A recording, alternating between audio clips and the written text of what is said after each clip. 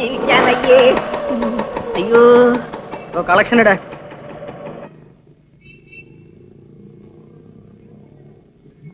എന്താടോ 12 രൂപയോ? ഇതുകൊണ്ട് എന്റെ സ്കൂട്ടറിന് പെട്രോൾ അടിക്കാൻ പോലും തികയില്ലല്ലോ. എന്താണ് എന്റെ ഉദ്ദേശം? തന്നെ കൊണ്ട് പറ്റില്ലേ പറ, ഞാൻ ചെയ്തോളാം. എനിക്ക് നല്ല സുന്ദരമായിട്ട് തെണ്ടാ അറിയാം.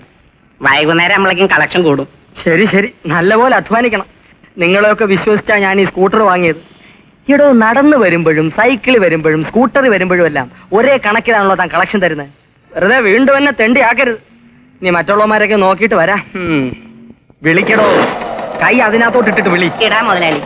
അയ്യോ, കാർ അപകടത്തിൽ ഒടിഞ്ഞ കയ്യാണ്. കൈയുള്ളവരെ ഈ കൈയില്ലാത്തവരുടെ അയ്യോ.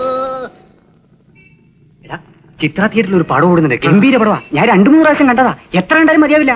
പറഞ്ഞില്ലല്ലോ മുതലാളി. അയ്യോ,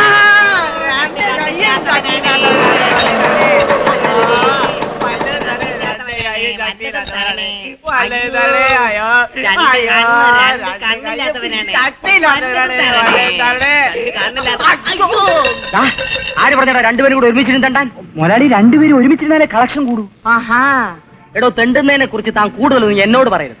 എവിടെ ഇരുന്ന് എങ്ങനെ തന്റെ ആ കളക്ഷൻ കൂടുമെന്ന് എനിക്കറിയാം. തന്നെ പഠിപ്പിക്കരുത്. ഡേ, നീ ആശുപത്രിക്ക് പോ, കളക്ഷൻ ഇട്. വെക്കോ. നിന്റെ കളക്ഷൻ എവിടെ? കാല് മാറ്റടേ. Filter Wills. എടോ, 50 പേരെ വെച്ച് തെണ്ടിപ്പിക്കുന്ന ഞാൻ വലിക്കുന്ന ചാർമിനാർ. 50 പേരിൽ ഒരു തെണ്ടിയായ താൻ വലിക്കുന്ന ഫിൽറ്റർ വിൽസ്. ഇതിന്റെ വില 3.5 രൂപ തന്റെ ശമ്പളത്തിൽ നിന്ന് പിടിക്കും.